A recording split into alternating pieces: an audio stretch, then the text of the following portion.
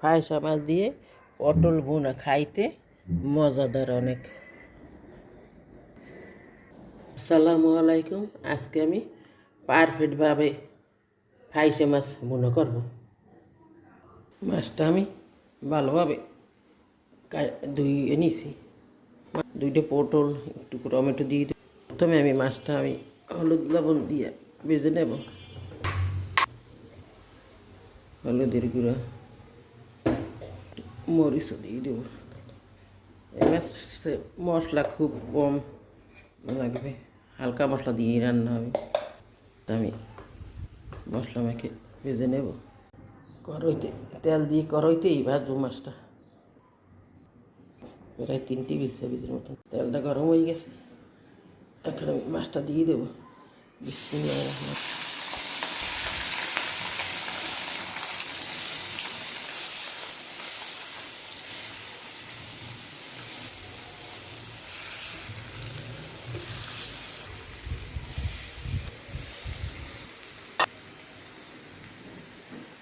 মাছটা আমি বেশি ভাজবো না, হালকা ভাজা দেবো।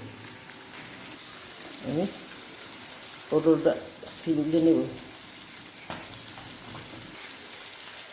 এর ভিতরে নাহলে সব তেল ফেলাই দিন, নাহলে ফেলাব না, লিখে দেব।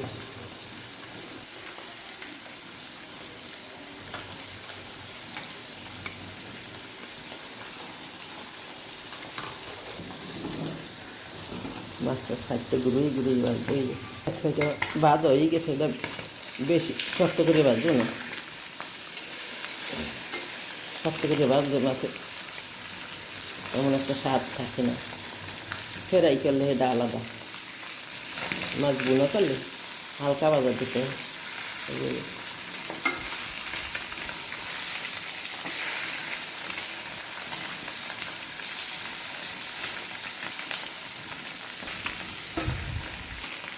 হালকা একটু করলে তুলে নেব। একটু ভাজা হয়ে গেছে, এখন আমি তুলে নেব।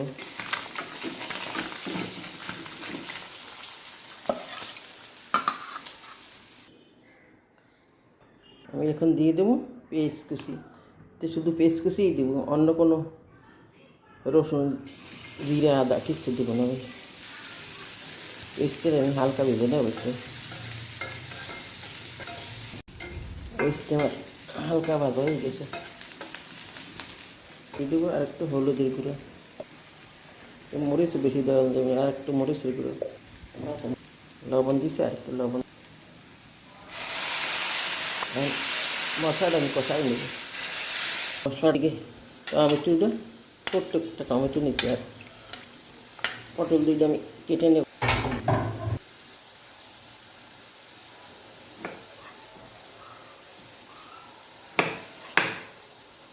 এ মাসে তেমন কোনো তরকারি ছাড়ে না, তবু এই তরকারিটা খুব নরম, এই জন্য আমি পাতলা পাতলা করে চিকেন চিকেন করে কেটে দেব।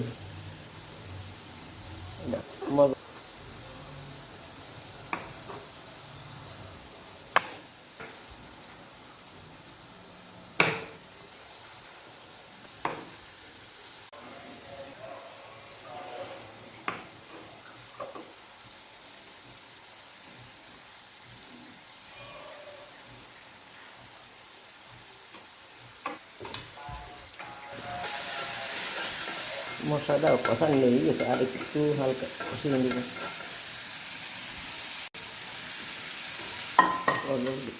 দিয়ে দিলাম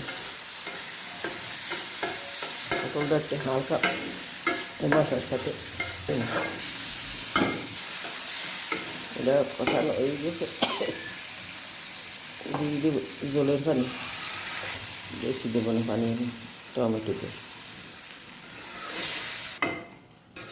গরম হওয়ার পরে আমি মাছ দেবো। জলটা গরম হয়ে গেছে, দিয়ে দেবো মাছ।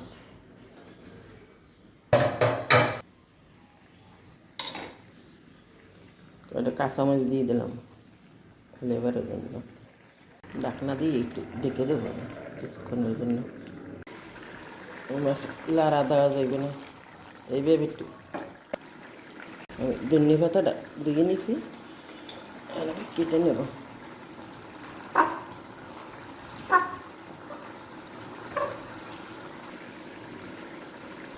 দেবো জন্য কথা এখন হালকা হালকা একটু জোর জোর থাকবে মাছটা, তাই খাইতে পারফেক্ট হইবে। ফাইসা মাছ পটল দিয়ে ভুনা খাইতে অনেক মজাদার।